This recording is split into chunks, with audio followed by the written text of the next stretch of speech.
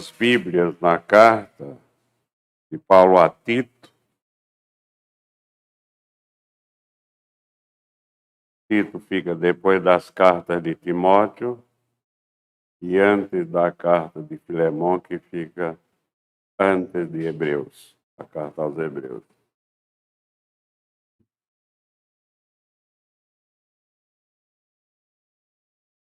Tito, capítulo 2, versículo 14.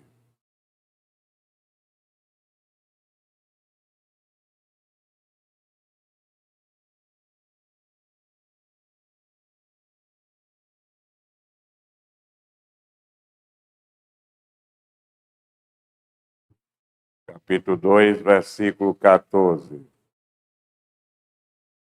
O qual a si mesmo se deu por nós, a fim de remir-nos de toda a iniquidade e purificar para si mesmo um povo exclusivamente seu, zeloso de boas obras. Oremos. Ó Pai, obrigado pela tua palavra, pela Bíblia Sagrada, porque ela nos diz exatamente qual é o teu plano para a vida de cada um de nós. Qual é o teu plano para a vida dos escolhidos? Qual é o teu plano para a igreja de nosso Senhor Jesus Cristo? Ó Pai, abençoa todos aqueles que vão ouvir a tua mensagem hoje à noite. Que possam, ó Pai, entendê-la iluminados pelo teu Santo Espírito. Tem compaixão do teu servo que fala contigo, misericordiosamente ungindo para a entrega da tua mensagem. Em nome de Cristo é que nós te oramos. Amém.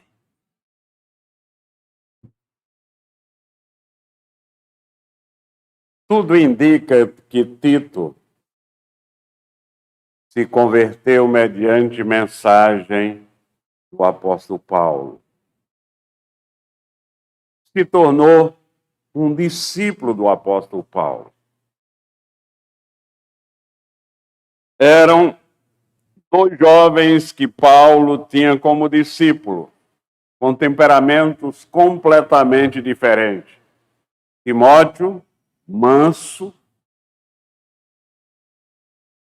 Tito, jamais entusiasmado, jamais briguento. Ajudou muito o apóstolo Paulo no seu ministério. Ele é muito citado nas cartas de Paulo aos Coríntios. Inclusive, foi ele que levou a segunda carta de Paulo aos Coríntios. E ele teve uma atuação muito importante no acompanhamento, na ajuda ao apóstolo Paulo na questão da imoralidade que permeava entre os coríntios. Além de ter ajudado Paulo no ministério, ele também ajudou Paulo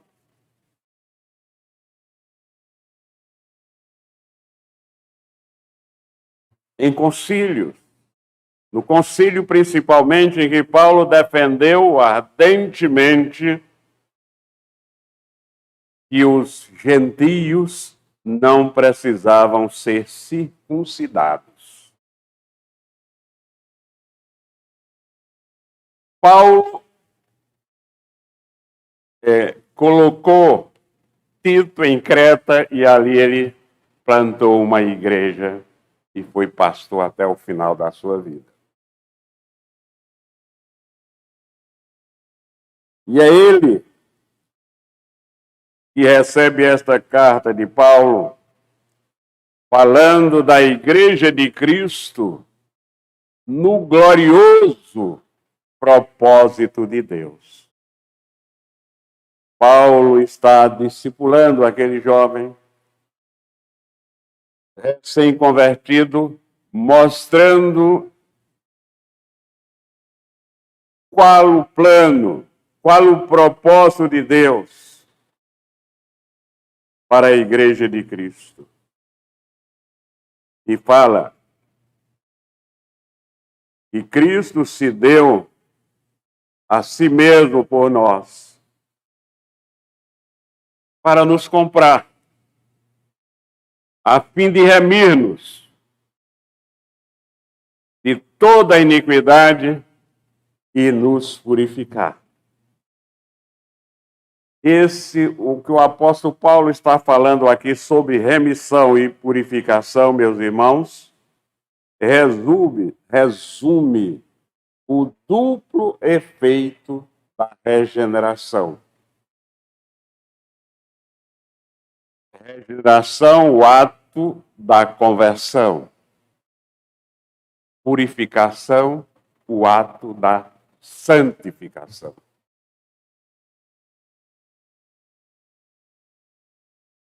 O verbo remir aqui significa libertar alguém do cativeiro. Nós estávamos escravos, mortos nos nossos delitos e pecados. E fomos resgatados mediante um preço, que foi o sangue de nosso Senhor Jesus Cristo.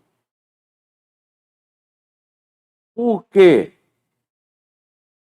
Precisou do sangue de nosso Senhor Jesus Cristo para nos resgatar, para pagar o preço.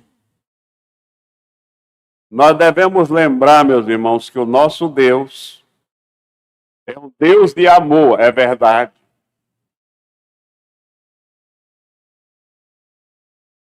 Mas ele também é um Deus de justiça. Foi necessário o sacrifício de um cordeiro imaculado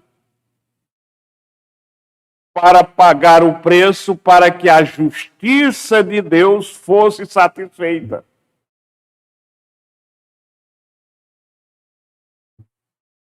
E aqui, nós, aqueles que somos escolhidos por Deus, em Cristo Jesus, nos tornamos um povo de propriedade exclusiva de Deus. Um povo que era um povo especial em virtude do decreto de Deus e da sua graça, confirmado pela graça da salvação. Então, no magnânimo coração de Deus, a igreja nasceu lá no Éden. No magnânimo coração de Deus, a igreja nasceu lá no Gênesis 3. Naquele momento estava nascendo uma instituição abençoada por Deus, a Igreja de Cristo. A Igreja de Cristo que é a sua noiva. Por isso, nada é mais importante para Cristo do que a sua igreja. Então, quando nós ficamos acomodados,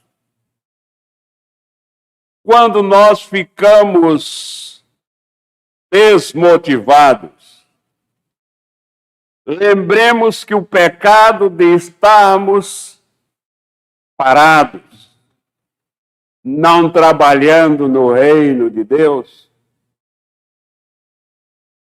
está desagradando inteiramente aquele que comprou os redimidos com o seu sangue. Ou nós estamos em pecado, principalmente no pecado da ingratidão, ou nós nunca fomos escolhidos. Das duas, uma.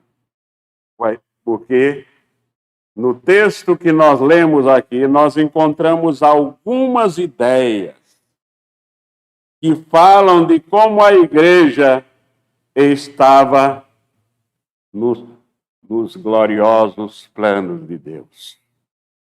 A primeira ideia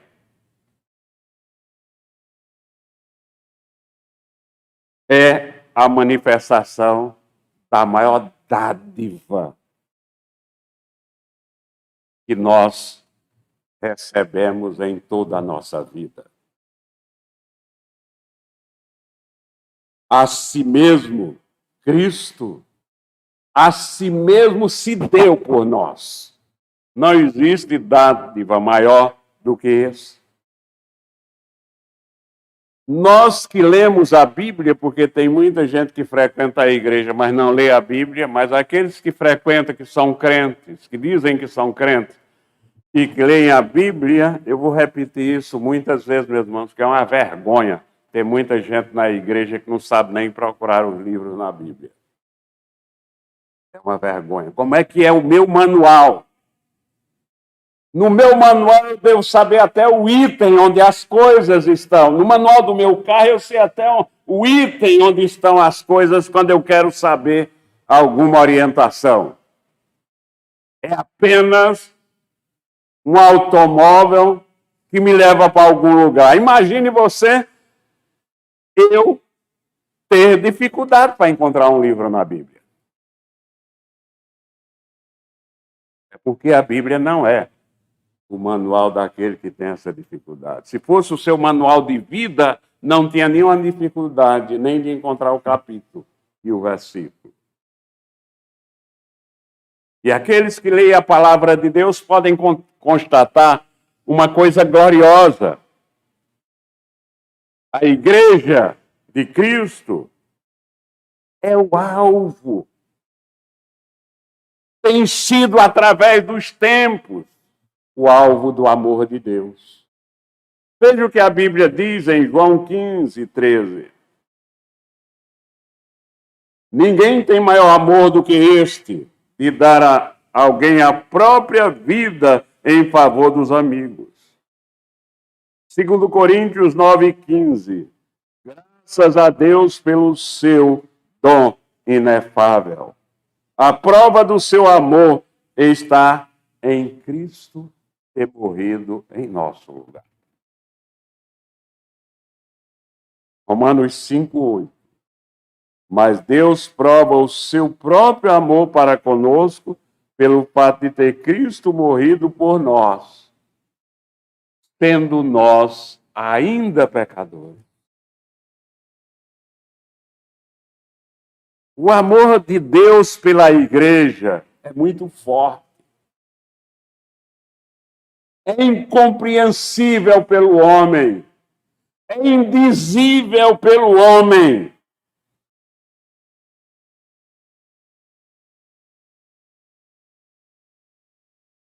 É muito mais forte do que o amor de um homem por uma mulher.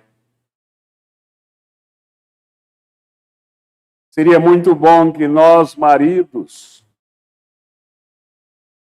e vocês, mulheres, nós nos amássemos de tal maneira que imitássemos o amor de Cristo. O apóstolo Paulo, escrevendo aos Efésios 5:25, falando aos maridos, ele fala assim: maridos, amai vossa mulher, como também Cristo amou a igreja e a si mesmo se entregou por ela.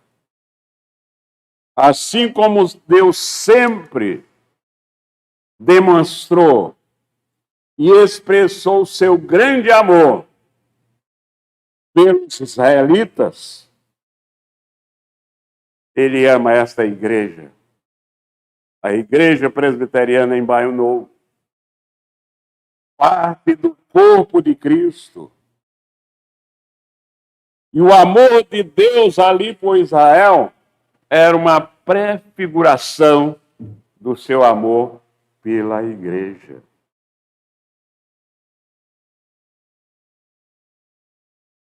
nestes 2022 anos de existência da Igreja de Cristo, ela tem atravessado horas amargas, horas difíceis, horas desafiadoras,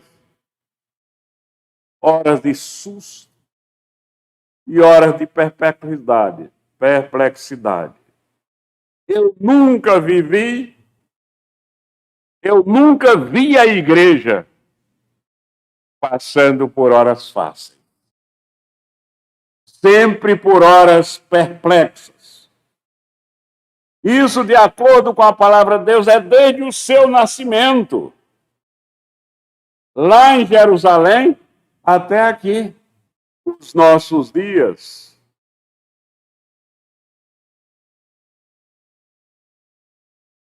Mas nós temos uma nota muito alta, que supera todas essas horas difíceis que a Igreja de Cristo passa. Essa nota é a nota tônica do amor de Cristo, do grande amor de Cristo por nós.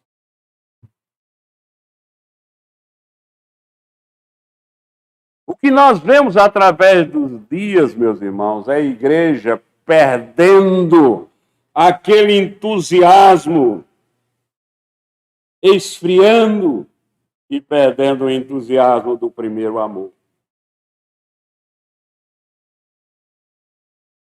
É a noiva traindo o noivo que a ama ardentemente. Como Igreja de Cristo, meus irmãos, como ministro do Evangelho, eu convoco a Igreja Presbiteriana em Bairro Novo e aqueles que estão nos ouvindo, se são Igreja de Cristo, a que procuremos a cada dia da nossa vida corresponder o seu rejeito. Amando, porque Ele se deu por nós. Vamos oferecer a nossa vida inteira a Ele. Vamos diariamente, cada coisa que nós formos fazer, vamos procurar saber, à luz da palavra de Deus, se nós estamos agradando a Ele. Vamos agradar aquele que se deu por nós. Vamos nos consagrar completa, inteiramente a eles, de domingo a domingo. A Igreja de Cristo,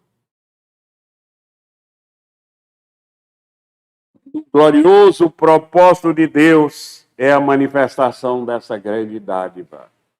Em segundo lugar, ela é a realização de uma grande obra. Grande dádiva, a si mesmo se deu por nós. Grande obra, a fim de remir-nos de toda iniquidade e purificar para si mesmo. E nos purificar para si mesmo. Remir também pode ser traduzido como adquirir de novo. Deus nos fez na criação a sua imagem e semelhança, e nós nos perdemos. E em Cristo Jesus, Ele nos readquire. Lembra aquela ilustração da criança que fez um barquinho e foi brincar na beira do lago. E o lago estava cheio. E de repente aquele barquinho escapou das suas mãos. Barquinho de timbaúba, leve. E ele não viu mais o barquinho, perdeu de vista o barquinho. Um dia, passando por uma loja que vende objetos usados, ele viu o barquinho.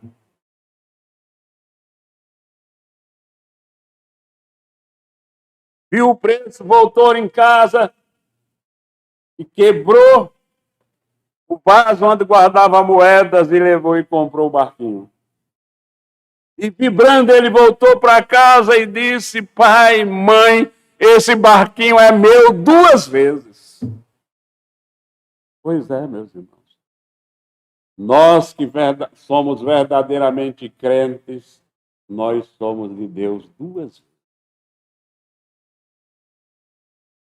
Deus nos comprou de novo para nos purificar, nos tornar puros de toda mancha do pecado. Pecado, esta praga que nos tornou imundos, descaridosos, ingratos, egoístas, irreverentes, grosseiros, avarentos, soberbos, desafeiçoados, indelicados, jactanciosos, implacáveis, maus, caluniadores, mentirosos, blasfemadores, cruéis, desonestos, desobedientes e sem domínio próprio.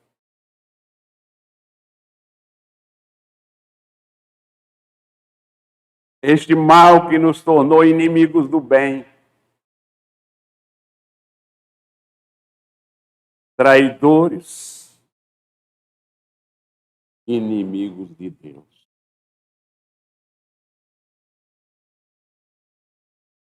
Em outras palavras, o pecado matou o homem. O pecado nos matou, por isso, escolhidos por Deus, ele nos regenerou, nos deu vida de novo. O mundo de hoje está mais enfermo do que nunca. Porque cada dia a coisa que cresce mais na sociedade é a pecaminosidade. É o pecado. Todos destituídos da glória de Deus. Portanto, meus irmãos, estão mortos em seus delitos e pecados. O texto que nós estamos baseando a mensagem diz que Cristo veio para nos purificar. Veio e Deus tira de dentro de nós o coração de pedra e coloca um coração de carne, um novo coração.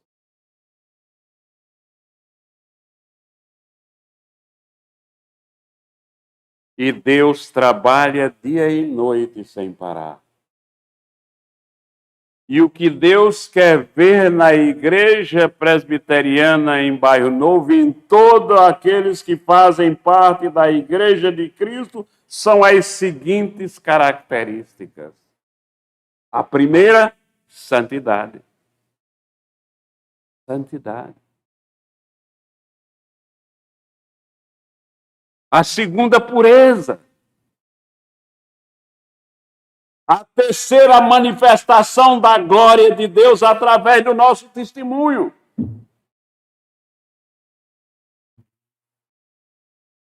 A quarta, a ausência de manchas, a ausência de sujeira, a ausência do pecado.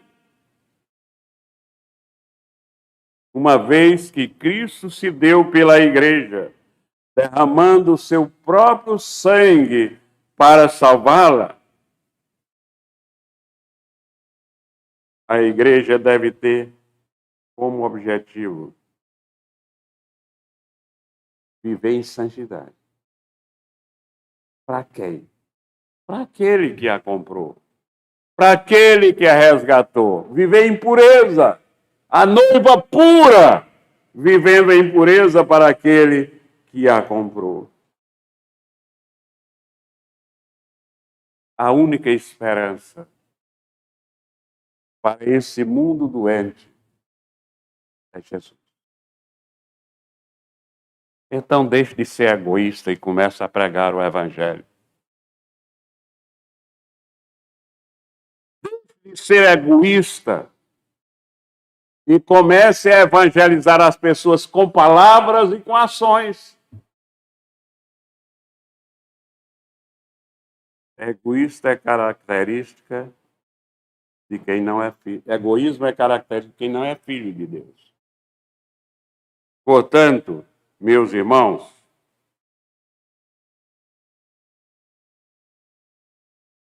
Jesus é a esperança que a Igreja Presbiteriana em Bairro Novo, cada um de nós tem para anunciar ao mundo. Veja o que a palavra de Deus nos diz em João capítulo 1, versículo 29 e 1 João capítulo 1, versículo 7.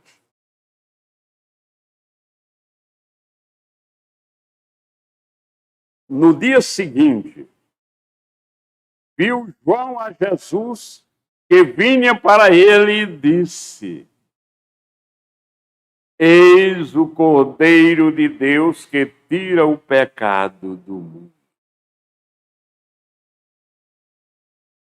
Essa mensagem que nós devemos anunciar diariamente.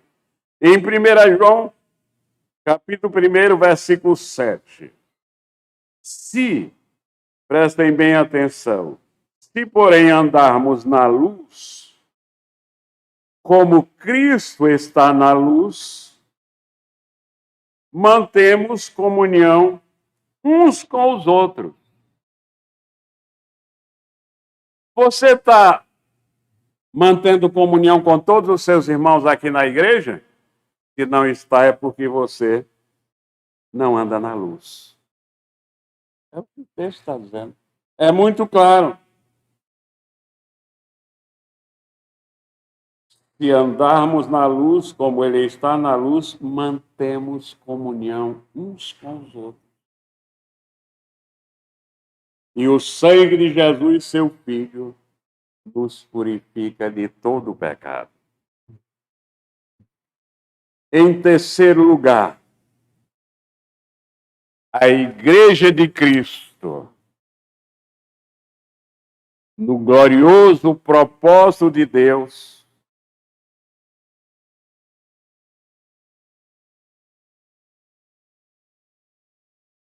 é uma igreja gloriosa.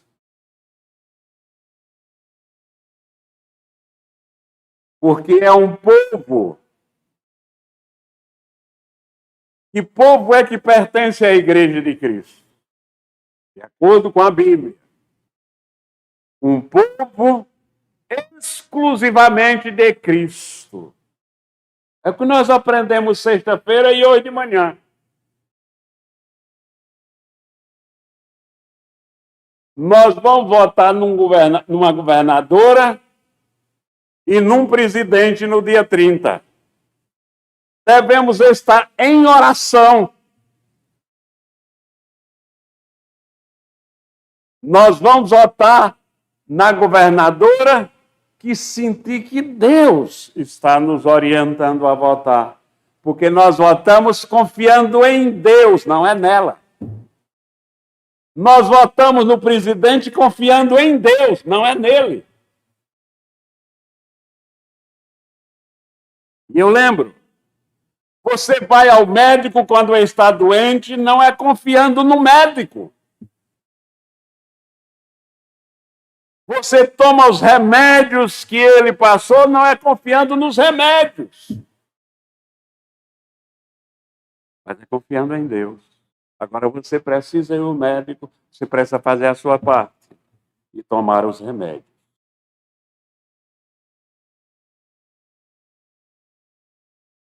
O procedimento, prestem atenção, o procedimento dos filhos de Deus não pode ser igual ao dos filhos das trevas. Tem que ser diferente. Nosso testemunho deve ser poderoso.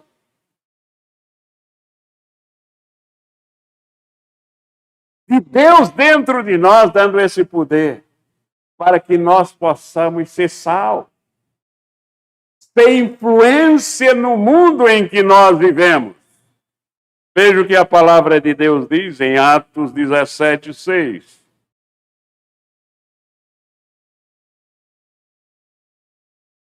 Porém, não os encontrando,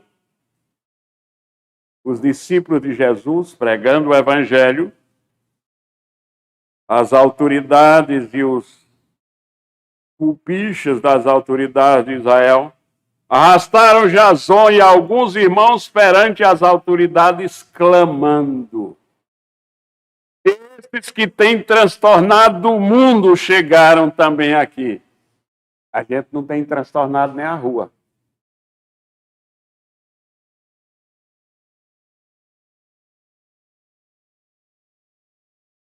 O pitbull que saiu da casa transtornou mais a rua do que a gente. Prestem atenção, meus. Eu estou usando esse exemplo para chocar vocês mesmo. Eram poucos discípulos que estavam transtornando a nação, as cidades. É assim que o povo de Deus age. E não se escondendo. A luz tem que ficar no alto, não debaixo do alqueire.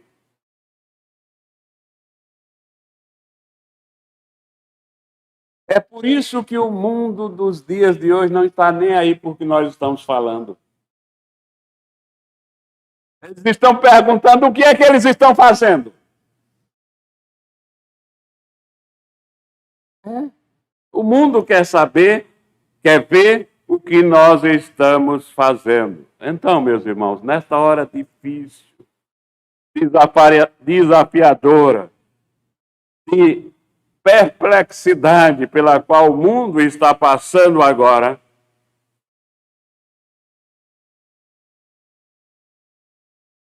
só a Igreja de Cristo tem a solução. Nós temos a solução, que é o Evangelho de nosso Senhor Jesus Cristo. E a igreja, como corpo de Cristo, a palavra de Deus nos ensina que é através do corpo de Cristo que o Espírito Santo ministra as boas novas. Através da igreja. Igreja que é composta de um povo exclusivamente de Deus e de mais ninguém. Nem de Lula, nem de Bolsonaro, nem de Raquel, nem de... Já me denunciei. Nem da outra candidata. Então, mas de Deus, exclusivamente de Deus. De ninguém mais. Na linha de argumentação bíblica, o que nós vimos aqui é que Deus em Cristo nos comprou, nos remiu, nos libertou. Somos dele. Somos propriedade de Deus. Jesus Cristo deixou isso muito bem claro. Quando ele falou o seguinte, lá em João capítulo 15, 19.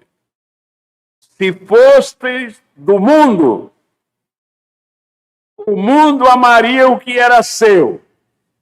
Como, todavia, não sois do mundo, pelo contrário, dele eu vos escolhi, por isso o mundo vos odeia. Quando eu vejo um crente querendo a simpatia do mundo, até mesmo a simpatia de quem está ouvindo a mensagem, eu fico preocupado se ele é convertido. Porque nós somos convertidos e chamados para anunciar as boas novas, não foi para agradar a homens, foi para agradar a Deus. Devemos sempre lembrar que nós não estamos nesse mundo permanentemente. Nós somos peregrinos nesse mundo. Nós não pertencemos mais a Ele. Nós não nos conformamos mais com Ele. Nós não estamos de jeito nenhum de acordo com Ele. A igreja de Deus é uma igreja formada de filhos de Deus, de unicamente filhos de Deus que são cidadãos dos céus. Hebreus 3, 13 e 14 nós lemos.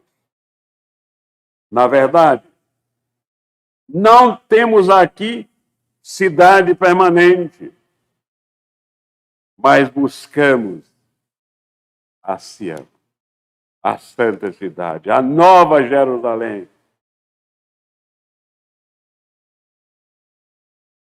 Buscamos a que há de vir.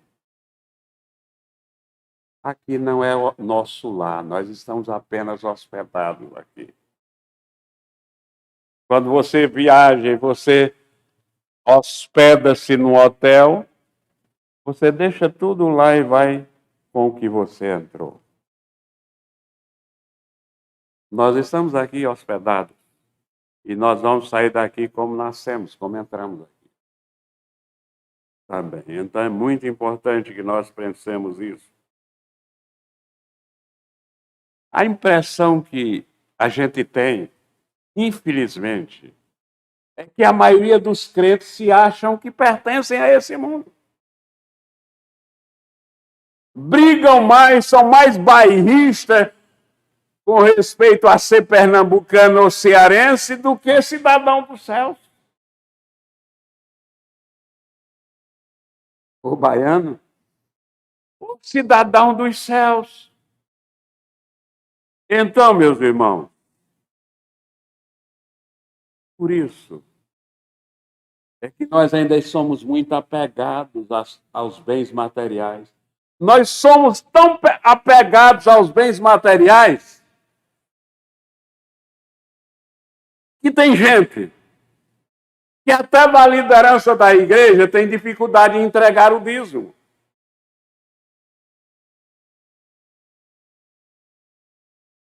É um absurdo, mas tem. No momento de gratidão a Deus, não se lembra de trazer também ofertas para agradecer a Deus por tudo que Ele fez por ele. Então, meus irmãos, prestem atenção. Nós estamos no mundo, mas o mundo não deve estar em nós. É como um navio nas águas. Ele está no mar, mas o mar não está nele. Do contrário, ele afunda. É por isso que tem muita gente afundando.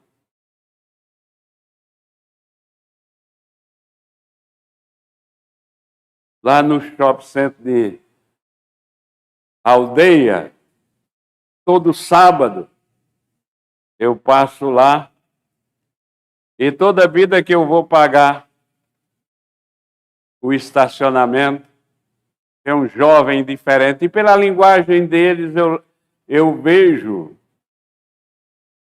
que eles ou são de igrejas ou já foram. Todos já foram e a maioria estão desviados. Eu sempre pergunto, sempre da mesma igreja, desviados. Então, a água entrou neles e afundou, porque eles continuaram no mundo, sendo do mundo, pertencendo ao mundo. A palavra de Deus diz, em 1 Coríntios 1,30, mas vós sois dele, em Cristo Jesus, o qual se tornou da parte de Deus, sabedoria e justiça, santificação e redenção. Repito, somos povo de propriedade exclusiva dele, de Deus.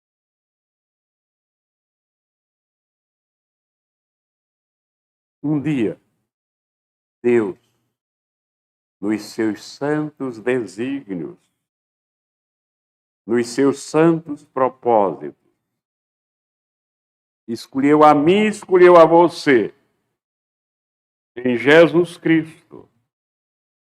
E a palavra de Deus diz que aqueles a quem Deus escolheu em Jesus Cristo, os seus pecados foram lançados nas profundezas dos mares. E nós fomos selados. Selados com o quê? Selados com o Espírito Santo da promessa. Estamos agora nos preparando. Estamos agora querendo a volta de Cristo. Porque nós amamos a vinda de nosso Salvador para ir morar definitivamente com Ele. O nosso grande sonho, o sonho do verdadeiro cristão, é ver o seu nome escrito no livro da vida. Esse é o grande sonho. Esse é o maior privilégio que nós queremos alcançar. Ter o nosso nome inscrito no livro da vida. Então, sabendo que a igreja de Cristo, da qual nós fazemos parte, está no centro dos planos de Deus. Recordando que Cristo se deu a si mesmo por nós. Recordando que esta é a maior dádiva, a extraordinária dádiva de Deus.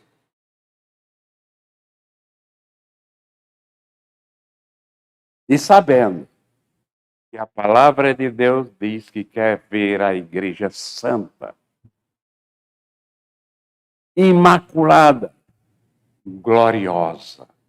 Nos preparemos. Façamos exercícios espirituais dia a dia da nossa vida para crescermos espiritualmente, nos santificando, procurando agradar aquele que tem um propósito de dar-nos a vida eterna em Cristo Jesus, nosso Senhor. Que Ele nos abençoe, hoje e sempre. Amém. Nos preparando para a ceia